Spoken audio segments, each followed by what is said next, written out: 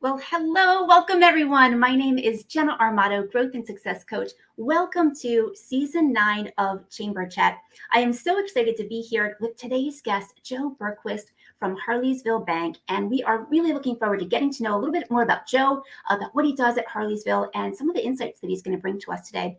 And before we do that, I'd like to take a moment to thank our sponsors. So the Season 9 sponsors of Chamber Chat, while you're chewing, we're chatting sponsors are Brickman's Cafe, Smoothie Q, and Manatawny Steelworks. Today's sponsor is Smoothie Q. And Smoothie Q is committed to community service and giving back by feeding the hungry, families who need assistance due to disabilities, orphans, and more. The owners of Smoothie Q, Frank and Heather Anderson, moved to the area and wanted to offer the community health and wellness opportunities. The Andersons' new shop, located in Pottstown, offers healthy smoothies, acai bowls, a variety of Jamaican patties, as well as cocoa bread. Today, you can win a $10 gift card from Smoothie Q by just commenting on this live episode of Chamber Chat. So we look forward to seeing those comments. And I can tell you personally, Smoothie Q has such an incredible variety of healthy smoothies and healthy options. So looking forward to seeing you in the comments and looking forward to seeing who wins that $10 gift card. Our member spotlight today is Colebrookdale Railroad Preservation Trust. An exhibition on the Colebrookdale Railroad is your ticket to create memories that last a lifetime. Check out their unique accommodations, themed trains, or book reservations for your group's special event. What an incredible opportunity. So thank you, Colebrookdale Railroad, for bringing that to us. So today, like I mentioned, we are going to get to know Joe Bergquist, who is the Vice President of Commercial Lending at Harleysville Bank. Welcome, Joe. How are you doing today? I'm doing great, Jenna. Thank you for having me.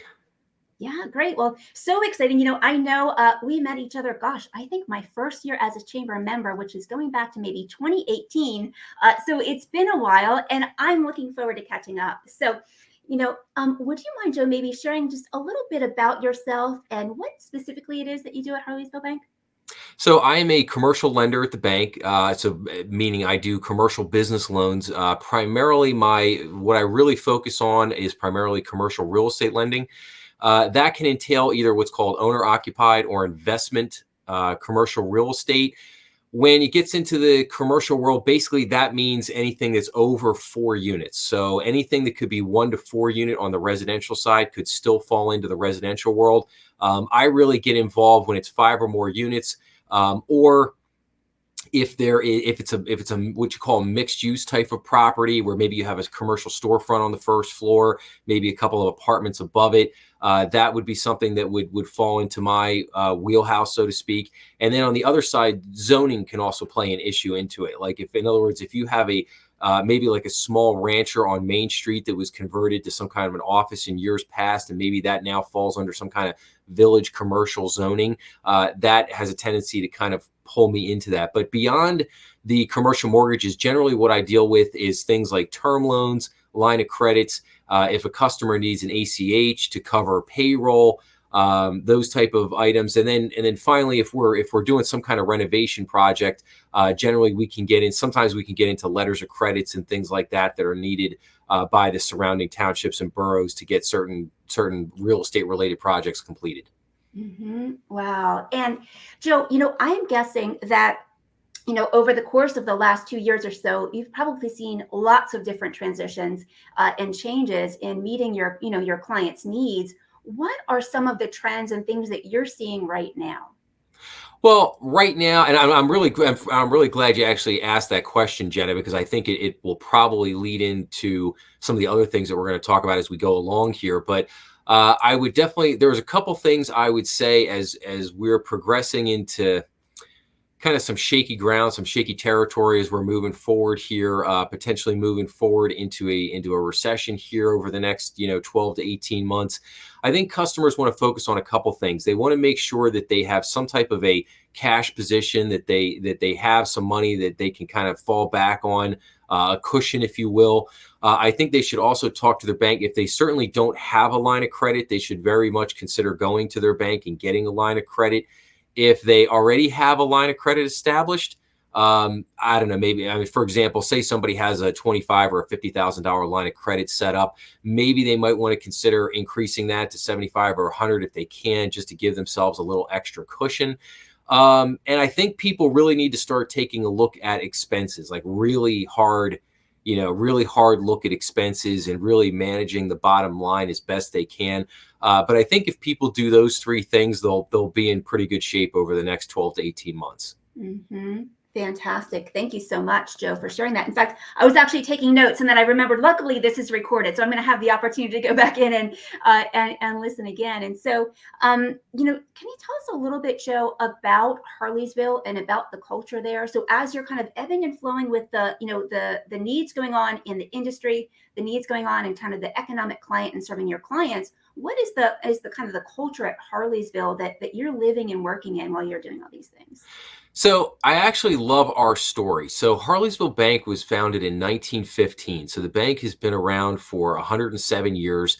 And we had a couple individuals in Harleysville that basically started three different companies. There was Harleysville National Bank, which was a separate bank from us.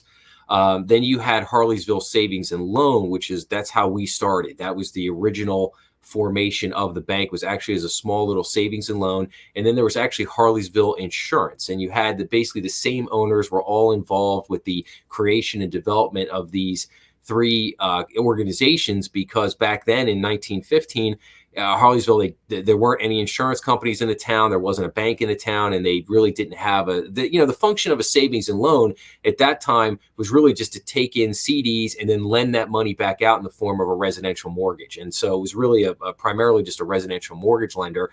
And that was the main role of the bank. And as the decades went on, Harleysville evolved from a savings and loan into a savings bank, savings institution. And then finally in 2006, the bank converted to a full commercial bank and started offering all the commercial products and things that I was just talking about a few minutes ago. But beyond the loans, we also get into a lot of commercial depository accounts, business checking account, business savings account.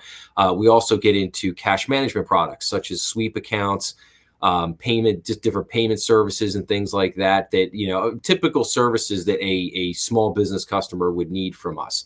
But that has really been the evolution of the bank over the last 100 years. And it's really a neat, interesting story. What I think a lot of people in our bank really take a lot of pride in is the fact that, Harleysville National, unfortunately, was purchased and taken over back in 2008 by First Niagara Bank, and now they're now Key Bank. And then Harleysville Insurance was bought by Nationwide. I can't exactly the exact date on that. I want to say maybe 2010, 2012, something like that. But it's been about 9 or 10 years since that purchase went through. So, we are the last of those original three organizations in the Harleysville community that's still here, still standing. And I know that our board of directors, our senior management team, many of our customers, many people in the community, all around the Harleysville, Solderton area, they take a lot of pride in the fact that the bank has been very actively involved in the local community for many decades. And it's not uncommon for us to get customers that walk in the door and say, hey, my parents did business with you. My grandparents did business with you. I'm doing business with you now. And this relationship goes back, 40, 50, 60 years. And it's a really neat thing to see. So that's a little bit of basically the story, the background of Harleysville Bank. One of the things I like to hit on is the idea of customer service. I have always found this to be very interesting, Jenna, because I've always said, if you put 10 banks, if you put 50 banks in a room and you say, hey, everybody that's got good customer service, raise your hand. And what are they going to do? Every single bank is going to, across the board, they're going to raise their hand, and they're all going to say, hey, we have great customer service. No one's really going to say we have bad customer service. So the question really becomes then, what is great customer service? How do you define customer service? And I think for us, it's the fact that when we have customers come in the door, we know the customers' names. We know who you are. When you come in, it's an incredibly friendly, inviting environment that we have in all of our branches. The people that work in our branches, they love getting to know our customers. They love to get to know their businesses, what's going on there. And it's very normal and natural to have these kind of friendly interactions when they come in. Oh, hey, how's it going? How's your wife doing? How are your kids doing? What's happening here? Oh, I see that you've got this event coming up or whatever. And we put a lot of information on in the vestibules coming in and out of our branches. So there's a lot of information there, business cards, upcoming events, things like that. So we really try to foster that community spirit in there. But beyond that, there are certain banks, maybe call some of the bigger banks, they have a lot of automated phone systems where you might be sitting on the automated system for 20, 30, 40 minutes just trying to get a hold of somebody and go through that. We don't have that. We don't have an automated phone system. If you call the bank, somebody answers the phone. I have direct lines. I have cell phones. So a customer needs to call me. They call me. They get me right away, and we take care of it. And I think that is really how we encompass customer service, making it easy to get a hold of us, making it easy to interact with us, and then trying to take care of customer issues as quick as we possibly can. And that has really held us in good stead because we garner tremendous word of mouth referrals throughout the entire Montgomery County area, which has been really, really, I think, key to this ultimate success of the bank. Yeah, well, thank you so much for sharing that. And I think, so important for any business that's experiencing growth, whether it's challenge, whether it's opportunity, there can be some uncertainty attached to that. There certainly can be some uncertainty as we talk about things like the economic climate and, what the next year or so could look like. And so to know that, there's that resource, that trusted resource there that the customer service philosophies you have, the culture of the organization, and the people that you've got working there provide that sense of, security throughout that working relationship, which I think is so important. And I'll just add to that, like, I really think over the last couple of years, like when we were going through the entire PPP program, we had, a lot of customers that just, they needed that PPP funding just to keep going, to stay in business, to keep their customers, keep their employees employed at the business, keep things going. And I think that, I heard so many comments throughout that year and a half where people would just say, "Oh, I can't tell you that I'm so happy you just answered the phone, that you were just there, that you took the time to sit with me for 25 minutes and try to answer all of our questions through this confusion."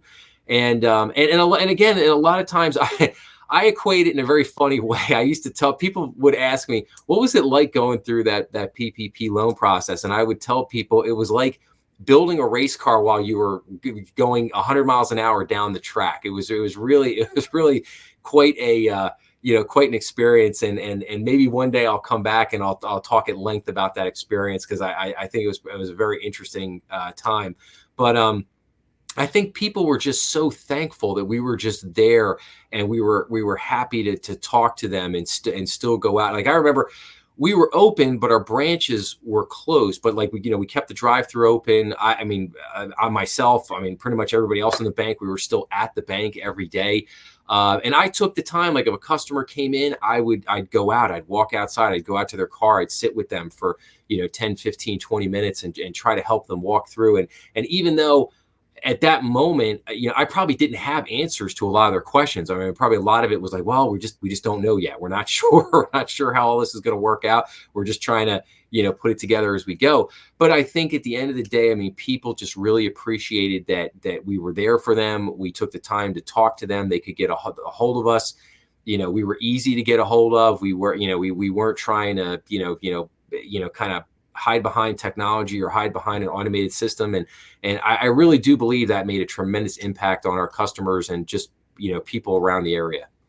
Yeah, without a doubt, absolutely critical to have those relationships in place. And you're right. When you're running and operating a business, there's not a ton of time to sit on hold, right? And so to be able to get to a person is just so important, especially when you're lacking some of the information or details or things that you need to be able to move forward. And I saw we've got Sarah. Sarah is watching. Sarah is a member of the Leadership TriCounty class of 2023. So hi, Sarah. Thank you so much. And Sarah said, answering phones is critical. That customer service aspect is key. Mm-hmm. Absolutely. Without a doubt. Without a doubt. Fantastic. Well, what else, Joe? What else is cooking in terms of, things that you're seeing, trends you're seeing? What's really going on in your world, kind of day to day?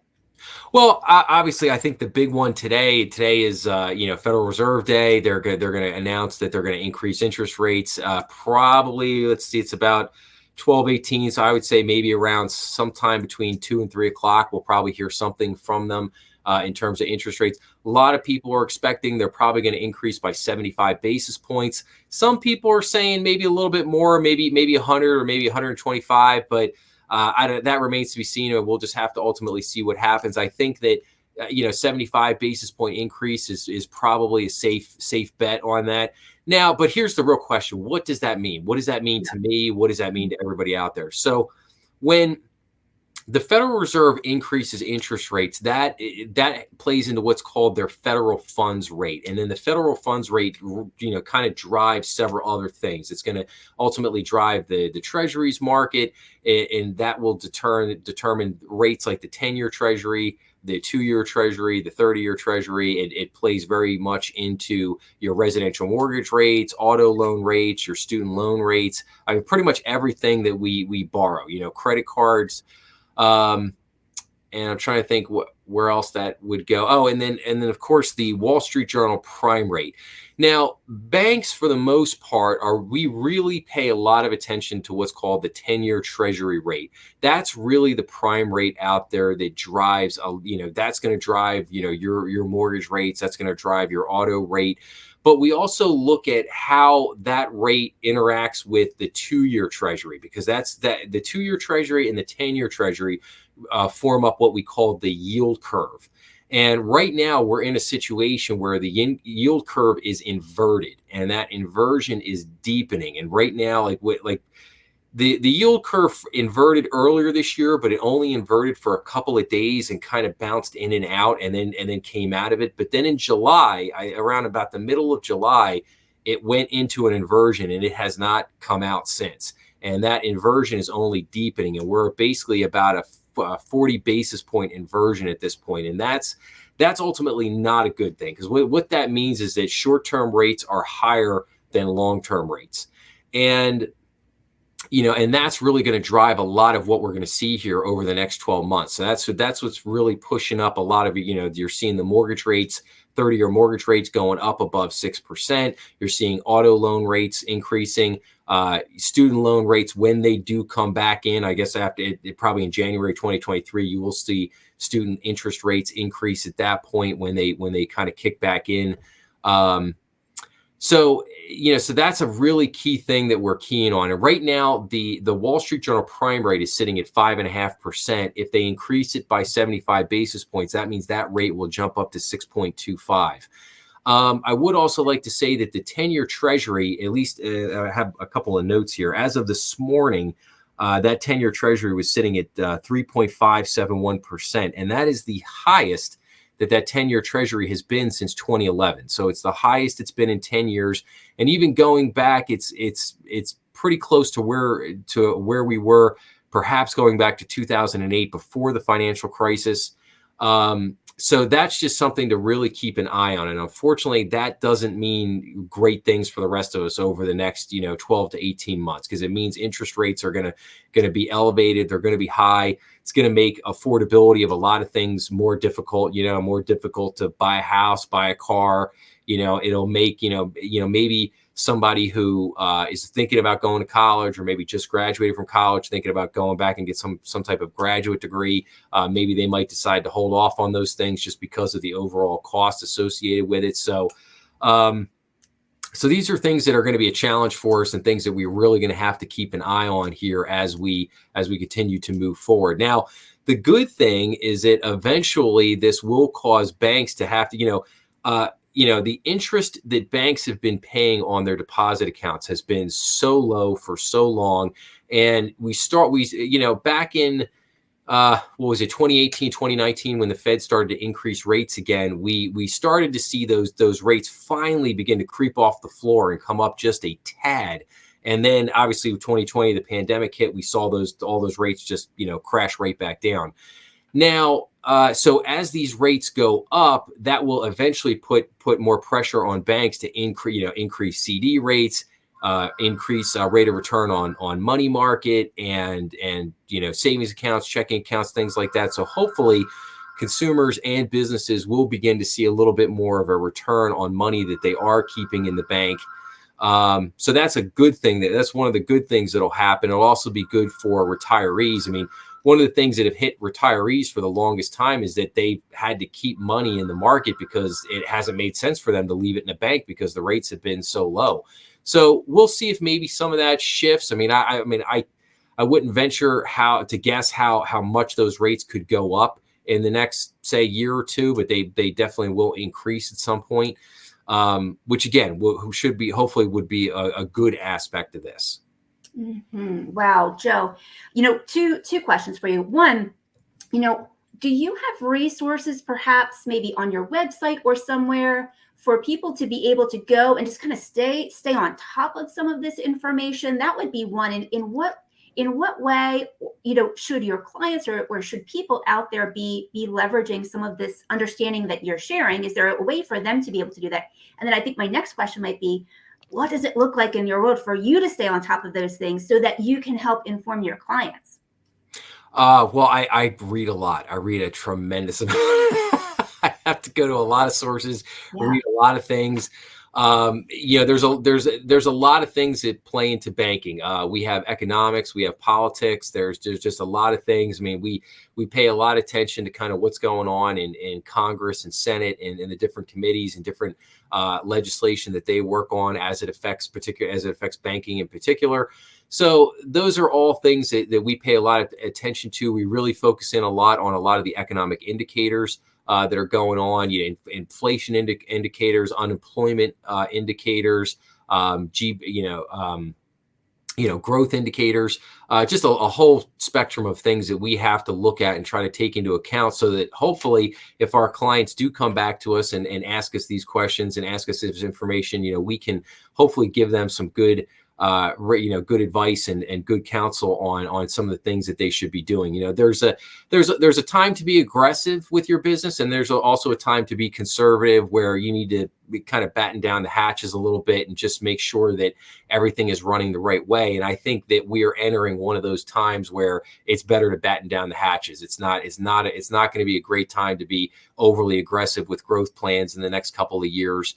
But yet we're still here. And one thing I would like to add before, and I didn't forget, I do want to answer your question. We do have information on our website at harleysvillebank.com. Great place to go to find some of that information that I was talking about. Great way to connect us to, I'm on LinkedIn as well as many of my colleagues at Harleysville Bank are on LinkedIn as well. You can always look us up there and ask us questions and go through things on some of the different posts and chats and stuff that are out there. So that kind of answers that one question there. And gosh, forgive me, I lost my train. Because what I was going to share, and I think that's the value of having someone like yourself in Harleysville Bank and having that trusted resource, knowing to the level and depth that you go through those kind of informational and kind of resources, the research that you do to just kind of stay up to speed with what's going on so that you can serve and add value to your clients is a way for your clients to be able to come directly to you rather than having to go through all of that information and kind of sort it out and figure out what it means. They have the opportunity to come directly to yourself or to your colleagues to do that. Yes, no, and we always try to keep ourselves open to our clients and basically say, hey, if you need help, if you just need to talk through stuff, I mean, we're here. That's what we're here for. Again, a lot of times I have a lot of customers that they may not necessarily need something at the moment. They may not need a loan or need money for anything in particular. A lot of times they just want to talk. They just want to say, hey, what are you seeing? What are you seeing out there in the economy? What are you seeing from other customers? How are they feeling about things right now? And that in and of itself can be tremendous information for a lot of our clients out there. Yeah, absolutely. Well, thank you so much. Thank you, Joe, for being here today. Thank you for the work that you do and for being a member of the Chamber community. So thankful that you are. Yeah, no, hey, thank you, Jenna. It's been a pleasure. I love coming on here. I certainly hope to come back again. I think I don't know if I mentioned I'll be back in a few months to be actually a host for the show, which I'm very excited about, which should be a cool thing. And if I can, just real quick, I'd just like to give a shout out to a couple of the sponsors. Colebrookdale Railroad. I've taken my kids there many times. We've done the Polar Express over Christmas time, which is a great time. Haven't really heard anything negative about it over the years. As I said, I've always had a great time there. It's a great organization. And then Manatoni Steelworks had been there for a couple of times for a couple of chamber events, and that's always a good time up there on the Progress of Circle of Progress. And so, yeah, anybody who hasn't been up there yet to check it out, definitely get up there. Fantastic. Thanks so much. I haven't checked that one out yet, so I think I will. So thanks, Joe, for sharing that. All right. Wonderful. Well, thanks everyone for joining us for season 9 of Chamber Chat and for our chat today with Joe Bergquist, Vice President of Commercial Lending for Harleysville Bank. Have a great day. Thank you. See you.